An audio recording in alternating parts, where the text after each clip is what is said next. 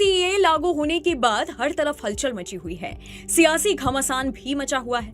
हर कोई इस कानून पर अपनी अपनी प्रतिक्रिया दे रहा है। पहले अमेरिका और पाकिस्तान ने तीखी प्रतिक्रिया दी थी। अब इस पूरे विवाद में अफगानिस्तान की तालिबान सरकार भी बीच में कूद पड़ी है। तालिबान ने भारत में लागू सीएए पर अपनी प्रतिक्रिया दी। तालिबान ने अपनी पहली प्रतिक्रिया में भारत से मांग की है कि सीएए कानून का लाभ ऐसे सभी लोगों को मिलना चाहिए जो जुल्म के शिकार हैं, फिर वो चाहे किसी भी धर्म का हो। ऐसा माना जा रहा है कि उनका इशारा मुस्लिमों की ओर था।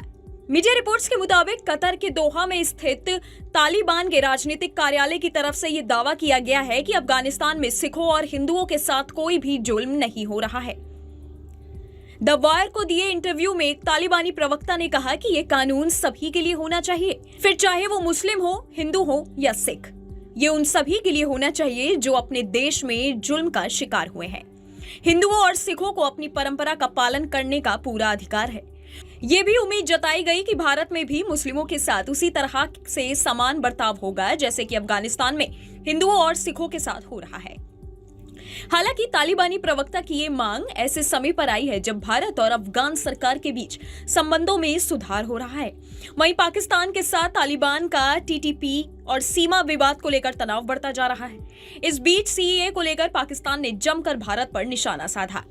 पाकिस्तान ने कहा है कि भारत का सीएए कानून भेदभावपूर्ण है और ये मोदी सरकार के एजेंडे का हिस्सा है।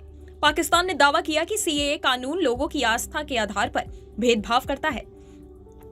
पाकिस्तान ने यह भी दावा किया कि अल्पसंख्यकों को लेकर भारत उन्हें बदनाम करने की कोशिश कर रहा है। वहीं अमेरिका का कहना है कि वो भारत में नागरिकता संशोधन अधिनियम को अधिसूचित किए जाने को लेकर चिंतित है और इसके अमल पर करीबी से नजर रख रहा है।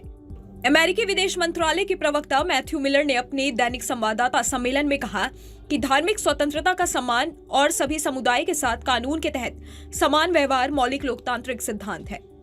बता दें कि भारत सरकार ने सोमवार को नागरिकता संशोधन अधिनियम 2019 लागू किया था, जिससे 31 दिसंबर 2014 से पहले भारत आए पाकिस्तान, बांग्लादेश और अफगानिस्तान के गैर मुस्लिम प्रवासियों को नागरिकता देने का रास्ता खुल गया है।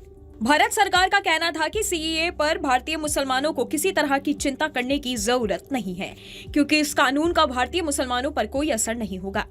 उनके पास अपने समक्ष हिंदू भारतीय नागरिकों के बराबर का ही अधिकार है। भारत सरकार का कहना है कि सीएए का मकसद नागरिकता देना है और इसकी वजह से देश का कोई नागरिक अपनी नागरिकता नहीं खोएगा। चलते चलते बता दें कि सीएए नागरिकता संशोधन कानून 2019 तीन पड़ोसी देशों यानी कि पाकिस्तान, अफगानिस्तान और बांग्लादेश के उन अल्पसंख्यकों को भारतीय नागरिकता देने का रास्ता खोलता है जिन्होंने लंबे समय से भारत में शरण ली हुई है। इस कानून में किसी भी भारतीय, चाहे वो किसी मजहब का हो, की नागरिकता छीनने का कोई प्रावधान नहीं है। भारत के मुस्लिम या किसी भी धर्म और समुदाय के लोगों की नागरिकता को इस कानून से कोई खतरा नहीं है। इस वीडियो में फिलहाल इतना ही। बाकी देश और दुनिया की तमाम बड़ी खबरों के लिए आप देखते रहिएगा न्यूज़ नेशन।